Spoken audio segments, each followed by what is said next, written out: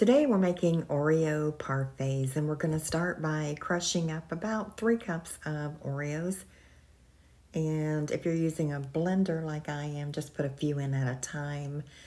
Or if you're using a processor, a food processor, you can put all of them in. Then set those aside and add 4 ounces of cream cheese. That's just half of a bar of cream cheese. And half a stick of butter. And it doesn't matter if it's salted or unsalted. Blend that all well and then add an 8-ounce container of whipped topping.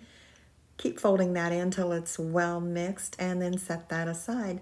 In another bowl, you're going to make some pudding, and you can use vanilla or white chocolate pudding. I'm using white chocolate instant pudding. And the instructions on the box say 2 cups of milk, but you're just going to add 1.5 cups of milk. You can use a whisk for this or an electric hand mixer. And after you get that blended well, pour that into your cream cheese and butter and just keep folding that in and mixing it until it's all very well combined. This will take a couple minutes to get it all well combined. And then you can leave that as it is, or if you're making this for Valentine's Day or any other holiday, you can add food coloring, and I'm adding red, a few drops of red, probably 5 or 6 drops, and that'll actually make it pink. And then I'm going to start filling the cups that I'm using.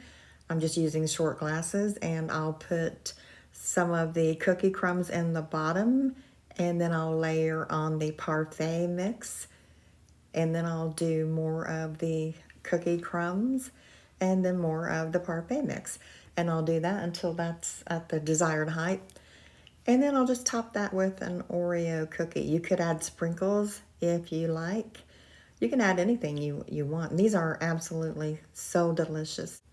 This mix will make anywhere from 8 to 10 parfaits, depending on the size cup that you use.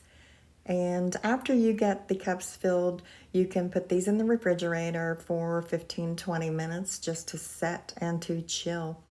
If you have some extra Oreos before you serve these, it always looks nice just to top these with the whole Oreo cookie.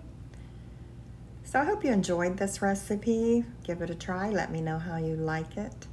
As always, thanks so much for stopping by, and I'll see you next time.